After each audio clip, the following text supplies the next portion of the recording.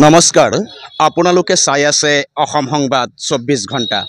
আজি আমি অসম সংবাদ 24 ঘণ্টায় আহি উপস্থিত হৈছোঁ শ্বহীদ নগৰী ঢেকিয়াজুলিৰ শ্বহীদ ময়দানত। আৰু ঢেকিয়াজুলিৰ শ্বহীদ ময়দানত অহা কাইলৈ অৰ্থাৎ 5 তাৰিখে অনুষ্ঠিত কৰা হ'ব প্ৰয়াত কণ্ঠশিল্পী জুবিন গাৰ্গৰ ৰাজহুৱা শ্ৰদ্ধাঞ্জলি। আৰু ৰাজহুৱা শ্ৰদ্ধাঞ্জলিৰ লগতে ৰাজহুৱা আদ্যশ্ৰাদ্ধৰো আয়োজন কৰিব ইয়াত ৰাইজে। আৰু বিভিন্ন দল সংগঠনৰ সহযোগত প্ৰয়াত কণ্ঠশিল্পী জুবিন গাৰ্গক কাইলৈ ইয়াত এই শ্বহীদ ময়দানত শ্ৰদ্ধাঞ্জলি জ্ঞাপন কৰা হ'ব আৰু তেখেতৰ আত্মাৰ সদ্গতি কামনা কৰা হ'ব। আৰু এনেদৰেই আজি প্ৰস্তুতি প্ৰায় সম্পূৰ্ণ হৈ উঠিছে ঢেকিয়াজুলিৰ শ্বহীদ ময়দানত। আৰু ইতিমধ্যে স্থানীয় ৰাইজৰ উদ্যোগত আৰু বিভিন্ন দল সংগঠনৰ সহযোগত এই অনুষ্ঠানভাগি অহা কাইলৈ অনুষ্ঠিত হ'ব। আৰু তাৰ কাৰণে আজি প্ৰস্তুতি প্ৰায় সম্পূৰ্ণ হৈছে। আৰু এই সন্দৰ্ভত আমি যিসকল আয়োজক সমিতি বা উদ্যোক্তাসকলৰ পৰা কিছু কথা জনাৰ চেষ্টা কৰিম।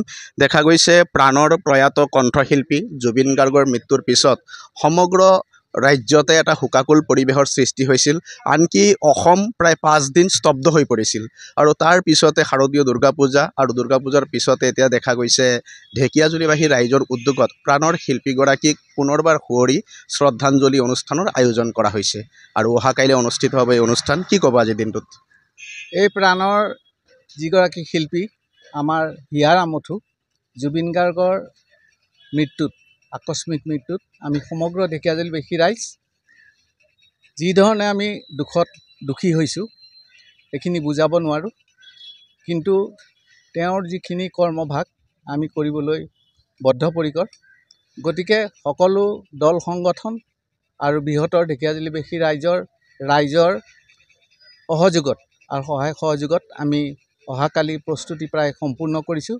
ইতিমধ্যে দুৰ্গা পূজা থকাৰ কাৰণে আমি কিছু আগবাঢ়িব পৰা নাছিলোঁ যদিও কিন্তু এতিয়া আমি এই দুদিনত যথেষ্টখিনি আগবাঢ়িছোঁ। সকলো দল সংগঠনে আমাক আন্তৰিকতাৰে সহায় সহযোগ কৰিছে আৰু প্ৰস্তুতি প্ৰায় সম্পূৰ্ণ হৈ যাব আজি ৰাতিৰ ভিতৰত। গতিকে অহাকালি পুৱা 9 বজাৰ পৰা আমাৰ কাৰ্যসূচী আগবাঢ়িব। ইয়াত আমি বৃহত্তৰ ঢেকিয়াজুলিবাসী ৰাইজৰ লগতে দাঁতিকাষৰীয়া অঞ্চলৰ সকলোকে আমি আন্তৰিকতাৰে নিমন্ত্ৰণ জনাইছোঁ আৰু আশা কৰিছোঁ সকলোৱে এই অনুষ্ঠানত ভাগ ল'ব। আৰু সকলো দল সংগঠনে আমাক যি ধৰণে সহায় সহযোগ আগবঢ়াইছে তাৰ বাবে আমি আন্তৰিকতাৰে ধন্যবাদ জ্ঞাপন কৰিছোঁ। আৰু ঢেকিয়াজুলি পৌৰসভায়ো আমাক যিখিনি সহায় সহযোগ কৰিব লাগে সেইখিনি তেওঁলোকে ৰাতিপুৱাৰ পৰাই যোৱাকালিৰ পৰা এইখিনি কৰি গৈছে। তাৰ বাবে তেখেতসকলকো ধন্যবাদ জনাইছোঁ। আৰু পুৱা 9 বজাৰ পৰা যি কাৰ্যসূচী আৰম্ভ হ'ব তাত আমি সকলোকে নিমন্ত্ৰণ জনাইছোঁ। আৰু আমি গধূলি সকলোকে নিজ নিজ বাসস্থানৰ সন্মুখত আৰু অনুষ্ঠান প্ৰতিষ্ঠানৰ সন্মুখত বন্তি প্ৰজ্বলন কৰিবলৈ আহ্বান জনাইছোঁ, তেওঁক শ্ৰদ্ধা জনাই। আৰু আমিও ইয়াত প্ৰায় 1000 গছি চাকি জ্বলোৱাৰ এটা পৰিকল্পনা হাতত লৈছোঁ। আৰু শেষত মই এই মহান শিল্পীগৰাকীক তেওঁৰ আত্মাৰ চিৰশান্তি কামনা কৰাৰ লগতে তেওঁৰ যিটো এতিয়া তদন্ত প্ৰক্ৰিয়া আৰম্ভ হৈছে, মই অসমৰ মাননীয় মুখ্যমন্ত্ৰী হিমন্ত বিশ্ব শৰ্মাক হাতযোৰ কৰি কৈছোঁ, আজি আহ্বান জনাইছোঁ যাতে জুবিন গাৰ্গে ন্যায় পায় আৰু তেতিয়া অসমবাসী ৰাইজে এটা সুবিচাৰ পাব বুলি আশা কৰিছোঁ। ধন্যবাদ। ইতিমধ্যে যিহেতু জুবিন গাৰ্গৰ মৃত্যু নে হত্যা ইয়াক লৈ এটা ডাঙৰ প্ৰশ্নবোধক হৈ পৰিছে আৰু তদন্ত প্ৰক্ৰিয়াও ইতিমধ্যে ক্ষিপ্ৰতাৰে চলিছে। আৰু আজিৰ দিনটোতে ঢেকিয়াজুলিবাসী ৰাইজৰ হৈ তেখেতলোকে আহ্বান জনাইছে অসমৰ মাননীয় মুখ্যমন্ত্ৰীলৈ জুবিন গাৰ্গৰ হত্যা নে মৃত্যু। আৰু যিহেতু হত্যা কৰা বুলি এটা ইতিমধ্যে অভিযোগ বিভিন্ন স্তৰত উত্থাপিত হৈছে আৰু এই বিষয়টো কিছু সত্যতাৰ দিশে প্ৰমাণিত হ'ব ধৰিছে। তো সেইকাৰণে এই বিষয়টো অতি পুংখানুপুংখভাৱে তদন্ত কৰি জুবিন গাৰ্গৰ পৰিয়ালক ন্যায় দিয়ক, ৰাজ্যবাসীক ন্যায় দিয়ক তাৰে আহ্বান জনাইছে। আৰু ইয়াত আৰু বিষয়ববীয়াসকল আছে, আমি তেখেতলোকৰ পৰাও কিছু কথা জনাৰ চেষ্টা কৰিম এই অনুষ্ঠানটিৰ বিষয়ে। যিহেতু অহা কাইলৈ অনুষ্ঠানটি অনুষ্ঠিত হ'ব শ্বহীদ ময়দানত আৰু এই ক্ষেত্ৰত আমি কিছু কথা জনাৰ চেষ্টা কৰিম। দেখা গৈছে যে প্ৰস্তুতি প্ৰায় সম্পূৰ্ণ হৈছে ৰাজহুৱা শ্ৰদ্ধাঞ্জলিৰ কাৰণে। আমি ঢেকিয়াজুলিবাসী অসমবাসীৰ লগতে আমি ঢেকিয়াজুলিবাসী ৰাইজেও জুবিন গাৰ্গৰ আমাৰ হিয়াৰ আমঠু জুবিন গাৰ্গৰ আদ্যশ্ৰাদ্ধ আৰু শ্ৰদ্ধাঞ্জলি অনুষ্ঠান অহাকালি 5 তাৰিখে ৰবিবাৰে অনুষ্ঠিত কৰিম। আমি আশাবাদী যে ঢেকিয়াজুলিবাসী ৰাইজ জাতি ধৰ্ম বৰ্ণ ভাষা নিৰ্বিশেষে আমাৰ মাজত সহযোগ কৰিবহি। ইতিমধ্যে সহযোগিতা আগবঢ়াইছে। কালিও মানে এক জনসমুদ্ৰ হ'ব বুলি মই আশাবাদী আৰু আমি এই অনুষ্ঠানটো সুচাৰুৰূপে পৰিচালনা কৰিম বুলি ভাবোঁ আৰু লগতে জুবিন গাৰ্গৰ হত্যাৰ সুবিচাৰ দিব বুলি মই অসম চৰকাৰৰ মুখ্যমন্ত্ৰী মহোদয়ৰ ওচৰত বিনম্ৰভাৱে অনুৰোধ জনালোঁ, প্ৰাৰ্থনা জনালোঁ। আচলতে অনুৰোধ নহয়, প্ৰাৰ্থনা জনাইছোঁ যাতে জুবিন গাৰ্গে সুবিচাৰ পায় আৰু আমি তেওঁৰ মুখ্যমন্ত্ৰীজনাৰ যি কৰ্মপন্থা তাত যাতে আমি অসমবাসী আশ্বস্ত হ'ব পাৰোঁ তাৰ বাবে অনুৰোধ জনালোঁ। হয়, ইতিমধ্যে শুনিলে আজি আয়োজক সমিতিৰ বিষয়ববীয়াসকলে কথাখিনি জনালে আৰু ইয়াতে আছে সদৌ অসম আদিবাসী ছাত্ৰ সন্থাৰ শোণিতপুৰ জিলা সমিতিৰ সভাপতি আনন্দ তাঁতী। আমি তেখেতৰ পৰাও আজিৰ দিনটোত কিছু কথা জনাৰ চেষ্টা কৰিম। দেখা গৈছে প্ৰাণৰ কণ্ঠশিল্পী জুবিন গাৰ্গৰ এক আকস্মিক মৃত্যু হ'ল আৰু এই মৃত্যুৰ পিছতে সৰ্বত্ৰে গভীৰ শোকৰ ছাঁ পৰিছে আৰু অহা কাইলৈ ঢেকীয়াজুলিবাসী ৰাইজৰ উদ্যোগত আৰু আপোনালোকৰ বিভিন্ন দল সংগঠনৰ সহযোগত আয়োজন কৰা হৈছে ৰাজহুৱা আদ্য শ্ৰাদ্ধৰ লগতে শ্ৰদ্ধাঞ্জলি অনুষ্ঠান। কি ক'ব আজিৰ দিনটোত?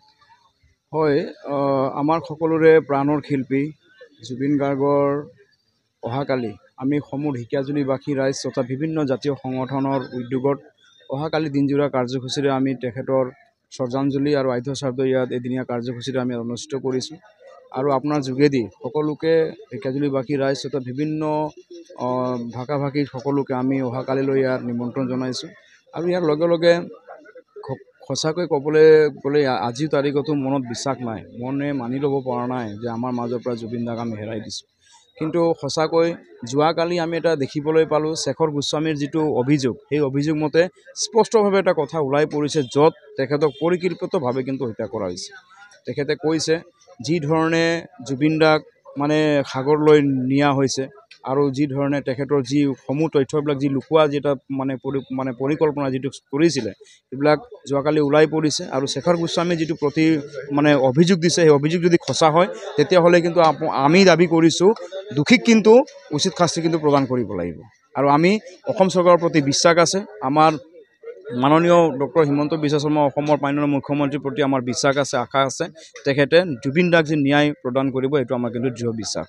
হয়, ইতিমধ্যে শুনিলে সদৌ অসম আদিবাসী ছাত্ৰ সন্থাৰ শোণিতপুৰ জিলাৰ সভাপতি আনন্দ তাঁতীয়ে কথাখিনি জনালে আৰু ইয়াতে আছে ঢেকীয়াজুলি পৌৰসভাৰ উপ পৌৰনেত্ৰী। আমি তেখেতৰ পৰাও এই চেগতে কিছু কথা জনাৰ চেষ্টা কৰিম। অহাকালিৰ অনুষ্ঠানটিৰ বিষয়ে ৰাইজলৈ কি আহ্বান জনাব এই কথাখিনি জনাৰ চেষ্টা কৰিম। কি ক'ব? দেখা গৈছে অহা কাইলৈ ৰাইজৰ উদ্যোগত প্ৰাণৰ শিল্পীগৰাকীক পুনৰবাৰ শ্ৰদ্ধাঞ্জলি জ্ঞাপন কৰা হ'ব ঢেকীয়াজুলিত আৰু এক বৃহৎ আয়োজন কৰা হৈছে। কি ক'ব আজিৰ দিনটোত?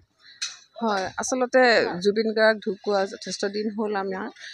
আচলতে আমাৰ কি হৈছে বিদায় শ্ৰদ্ধাঞ্জলি শব্দবিলাক আমি জুবিন গাৰ্গৰ লগত খাপ নাখায় এনেকুৱা এটা আমাৰ অনুভৱ হয়। বহুত বেছি মনৰ দুখত সকলো অসমবাসী আছে আৰু এতিয়া হৈছে আমি জুবিন গাৰ্গৰ গোটেই বস্তুখিনি আমি আগবঢ়াই নিয়াটো আমাৰ গোটেই অসমবাসীৰ এটা দায়িত্ব থাকিব বুলি মই ভাবোঁ।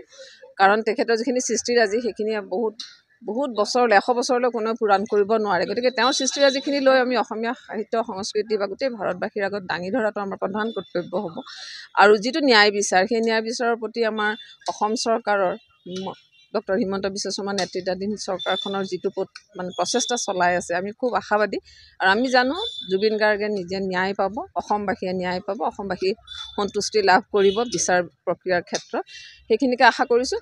আৰু শেষত আজি যিটো ৰাজহুৱা শ্ৰদ্ধাঞ্জলি ঢেকীয়াজুলিবাসী ৰাইজে সকলো জাতি ধৰ্ম ভাষা বৰ্ণ নিৰ্বিশেষে লগ লাগি আয়োজন কৰিছে, সকলোকে ইয়াত মই উপস্থিত থাকিবলৈ পৌৰসভাৰ ফালৰ পৰাও আমন্ত্ৰণ জনালোঁ।